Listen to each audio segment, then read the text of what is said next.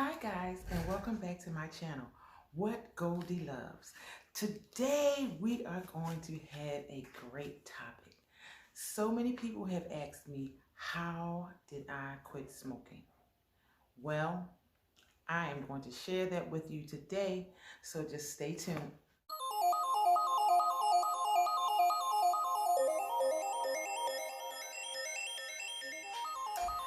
So before I get started on telling you how I quit smoking, I would like to tell you why I quit smoking. I remember years ago, I remember watching an Oprah show. You remember when Oprah had her TV show?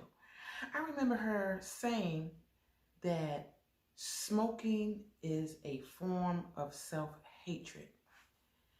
And those words resonated with me. I can't say that they resonated with me, but they stayed with me for years because I'm still trying to figure out, like, I don't hate myself. So why do I smoke? And so in order for me to get to the root of why I did smoke, I had to go back to the very beginning of when I started smoking. You see, I came from a very dysfunctional lifestyle. I want to say dysfunctional family, but I don't want to hurt my feelings, but it is what it is. I came from a very dysfunctional family. You see, it all started from teenage years, and coming from a dysfunctional family where both of my parents were black sheeps of their family. My dad was an alcoholic. My mother suffered from depression. Now, she never told me that she suffered from depression, but you know, as you grow older and you start seeing things and you start learning things, that's the conclusion that I came up with, okay? So you have these two dysfunctional people that came together and started a family, okay? So the family thing did not work. It did not work for them, okay? As a young child, from baby up until about the age of 3 or 4, I lived with both of my parents. And then they separated and they got a divorce. And, you know, as time went on, you know, I'm living with a single mother, which was not really good. I don't really have a lot of good memories. But I do remember at the age of 12, her sending me to live with my dad. Okay, now my dad, he has a new lady in his life, and I'm gonna tell you honestly, they were together for years until he passed recently in 2019. And to this day, I still don't know if they were married, but she was what we called our stepmom. Okay, and our stepmom was not very accepting of us. She didn't like us very much, and she was mean. When I say us, I do have siblings. So, but this story is about me, so I'm going to try to focus just on me. But she was very mean to us, and she was an alcoholic just like my dad. And so here I am, a teenager, because let me go back, between the ages of 12, I think, to up to 14, I was like back and forth with my mother and my father. Okay, my father gave us so much freedom. I did not want to be with my mother anymore because she was strict as hell, okay? Which was really good, but you know, when you're a kid, you don't think it's good. I'd rather have been up there with my father and them drinking and stuff because he just let me do whatever I wanted to do, which was not good for me because that's how I started smoking cigarettes. Living with my dad and his lady friend, you can see I don't want to call her his wife, but living with them was very, as a teenager, was very draining and depressing and exhausting. You know, as a teenage child that lived with two alcoholics, you basically have to fend for yourself. You know, my friends would give me food, they would give me clothes, things that I should have been getting from my parents, but because my father's wife was so, I'm gonna say the word hateful. She was very hateful. She was mild and meek when she was sober, but honey, when she drank, and she drank all the time. So, I mean, it was very few times that she was sober. But anyway, they took me in their home, and I had to deal with that as a child. And so, you know, as I got, you know, as the years went on, you know, 16, because I started smoking when I was 16. And hanging out with a couple of girlfriends. You know, I'm a loosey-goosey now because now I got all this freedom. I could do what I want. I live in a stressful atmosphere. And anyway, I picked up the cigarettes. She introduced me to cigarettes, and from that point on, I started smoking. And I did it for years. And then also, it wasn't just, you know, that immediate dad and his wife thinking, you know what I mean? It wasn't that. It was, again, because of the lifestyle that I was brought into. Because I didn't just live with my father and his wife. At one point, I was living with my grandmother and my aunts and uncles who were teenagers, and they smoked as well. And my step-grandfather would buy the two oldest cigarettes. When I say oldest, I mean my aunt and my uncle. And when I was living with them, I would go and say, hey, give me a cigarette, and they would give it to me. So I pretty much was surrounded by people that smoked. And so it wasn't something that was not around me. It was around me. I was surrounded by people that smoked cigarettes. And so I picked up the bad habit, you know, and I did it for years. Now, one thing, I never smoked around my children. You know, I always would go away from my children because I never wanted that. That's a whole different story, though. So anyway, I decided to try to stop smoking. And you heard what I said, right? I said, try. Let me tell you something, honey. 1-800-QUIT-NOW knew my name when I called every year for them free patches. Still ain't quit yet. I probably been called them like 3-4 years in a row and got my patches. And I still didn't quit right away.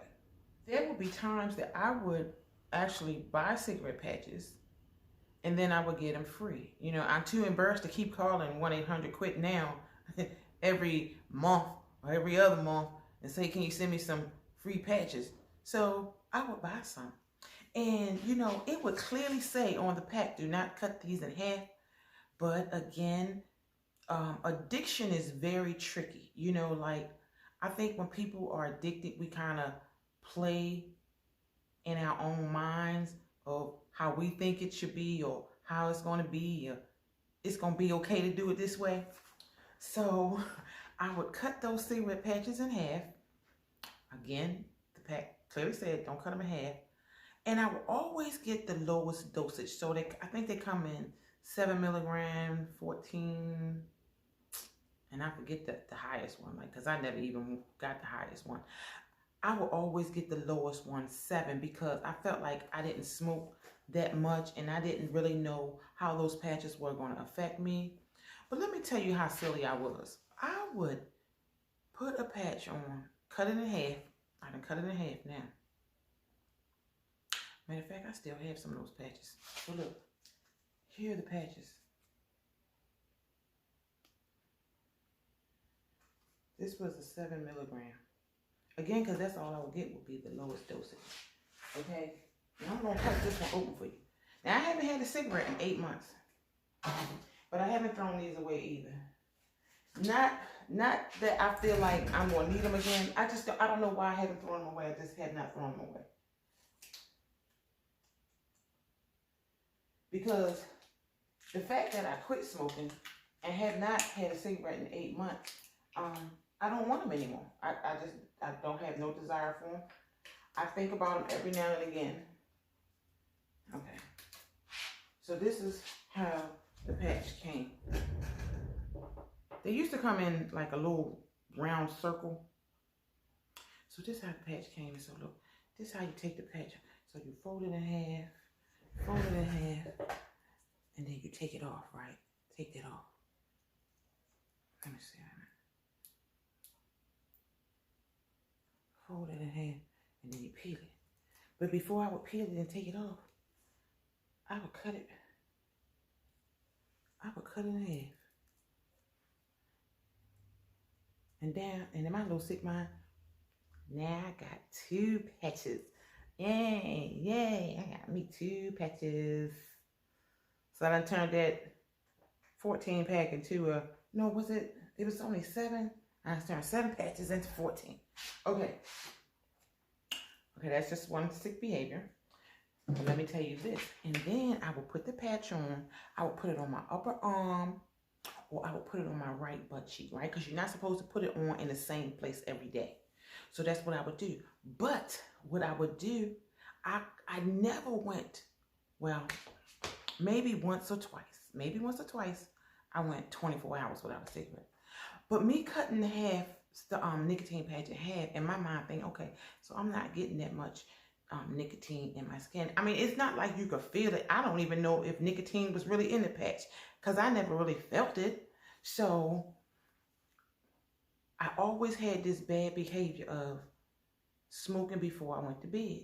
And in my mind, I had to have a cigarette before I went to sleep. Like, I am not going to be able to go to sleep unless I have a cigarette, okay? So even with the patch, I would have the patch on all day, would not smoke. And at the end of the night, I would say about maybe 6 o'clock, I would take it off. I would wait for an hour or 2, and then, I can smoke now. Because if it is any nicotine running through my blood or whatever, it's probably gone by now. Addiction will have your ass tripped up, okay?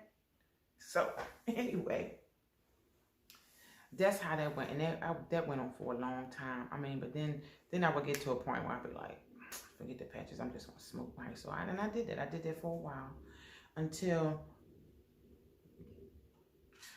recently, my body started telling me that it was time to quit. You know, I was already tired of quitting, honestly. But when I tell you that quitting cigarettes was the most challenging thing I had ever done in my life, and I have tried some challenging things, okay? But the difference in the challenges were the other things I challenged myself to is I believed that I could do it. I believed that I could start a business and run a business and be a successful business owner. I believed that I could have children and raise them. I believed all that. And any other thing that I've done that was a challenge. Because I am an Aquarius. I am a risk taker. And so I am thrilled by challenges. Anything that doesn't challenge me is boring to me. I blame it on my sign. But anyway, the challenge of quitting smoking cigarettes was hard. And what I learned through the process is that when I really got ready to quit, when my mind said it's time, when them prices went up, because I remember when I started smoking, cigarettes were only $1.35. When I quit smoking, cigarettes were daggone near $9. Let me tell you, one day I went to the store, got a pack of cigarettes, and I always use my bank card because I never carry cash with me. Very rarely will I ever have cash. So when I got home, I looked at the receipt and I noticed that the receipt had an extra 50 cents on it. So the cigarettes were $8.50. And the receipt said an extra 50 cents. And I'm like, okay, so why they charge an extra 50 cents? So the next time I went to the store, I asked the gentleman, why was this extra 50 cents? You know what he said? Because they charge you to swipe your card. I said, oh yeah, hell to the no. I am not paying $9 for no cigarettes. Now, that was just one motivation to quit. I think that was really the nail in the coffin for me. Because again, I always wanted to quit. But again, when you're around something, around someone else that does it, unfortunately, it encourages you to do it. And so, unfortunately, my husband smokes. So, that's what we did. We ate dinner, we ate breakfast, and we smoked cigarettes. When COVID-19 hit, that was my out. That was my time to give it up. And I'm going to tell you why. But first, let me tell you how my body was. I started my chest started hurting. And I've always been a person that exercised all the time. Since I was 16, I exercised. And I love working out. I stayed in shape and everything. And all the time. I was in the gym, on the track, all the time working out. Because it was something that I loved to do. But and people used to ask me when I was young. I remember somebody asking me, how in the world do you smoke cigarettes and work out? And I would say, I don't know, but I do. I do. And I think I could do it because I was young. I was young. But now that I'm getting older, I am in my 50s now. And my body, it was wearing on my body. I could feel it in my chest. I could not work out like I used to. I could not jog, and I love to jog. I was scared to jog. I was scared I was going to have a heart attack. Drop dead. Wow. I mean, when I think about all that I went through mentally and physically. Addiction, that's all I can tell you. Any type of addiction you have, wow. And people have many different addictions. Food, cigarettes, drugs, crack, alcoholic, sex. You name it, somebody got an addiction. Maybe even you. And so you could take these steps. But anyway, let me get back to why when COVID came, it was a good time for me to quit. When COVID came, first of all, I closed my business down. So now I'm sitting home all day, every day, okay? And so now I don't have an income coming in, but my husband does.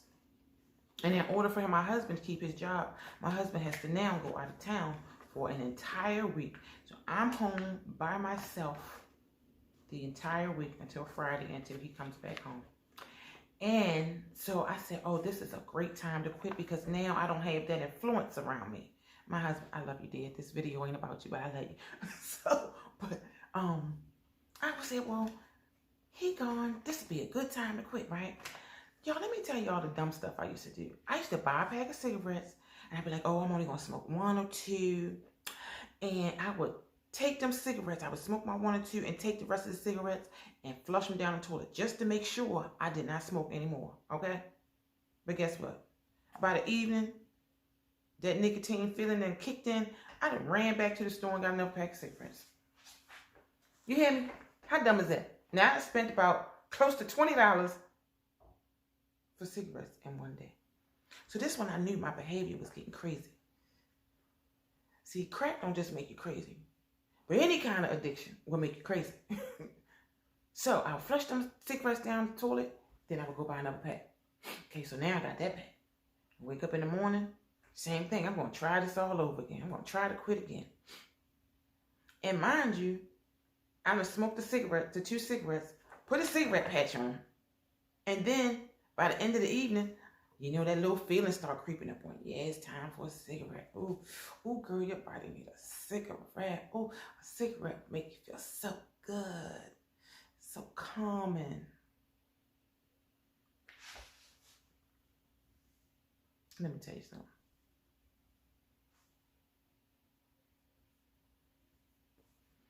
I got tired of doing it. The behavior was sickening and I could see it. And what's that saying? Repeating the same things over and over and expecting different results makes you insane, okay? And I was starting to feel that way. So at any rate, my husband was in and out of town for like 5 weeks. And every week I would try. And I kept failing. And so this last week, I said, this is last week. I have got to get this right. Let me tell you something. The day before he came home, I said, this is it. I am quitting these darn cigarettes right now. I have got to do this before he come home, because when he come home, we're going to be sitting here smoking cigarettes all weekend. And I had enough.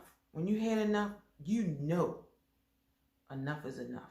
So, again, I put on a cigarette patch Thursday, okay? Because I remember he came home Friday. I put that cigarette patch on Thursday. And when him and I was talking on the phone, I was like, baby, I done quit smoking. So I just want you to know that before you come home, I done quit smoking, and you going to have to go outside to smoke your cigarettes. And he's always so supportive. He said, that's fine, honey. I'm glad you did it. And when he came home, I never forget it. It was May the 21st or 22nd, 2020. During the COVID, yes, I quit smoking cigarettes.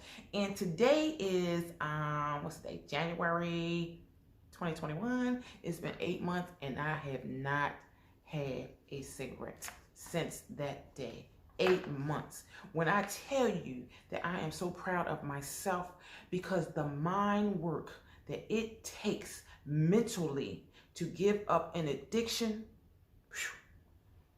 I couldn't even imagine what a person that's on heroin or crack have to go through. Because, you know, I don't know if you can feel my voice getting choked up. I don't pick up another cigarette because mentally it was draining to have to, I don't know, you might have to go through it yourself to understand what I'm saying. Like, it was hard.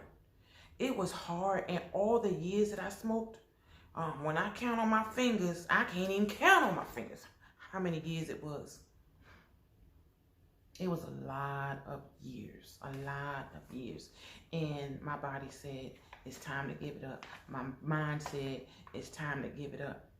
You are strong enough to do this. And I'm here to tell you today that you are strong enough to quit any addiction that is hurting you and hindering you in life. Not all addictions are hurtful, you know, not all of them. Some people go to gym, some people workaholics, whatever, but not all addictions are harmful. But the ones that are harming you, I am here to tell you, you are so worth it. You are so worth it, because you were perfectly made by God. Because God don't make no junk.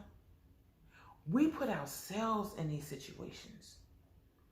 But I'm here to tell you today that you can do it. You know why? Because you deserve it. You are worth it. You are worth taking care of yourself. We only get one life. Why you want to spend it hurting yourself, damaging yourself? And mentally, we know we hurting ourselves, but most of us don't believe it until it happens.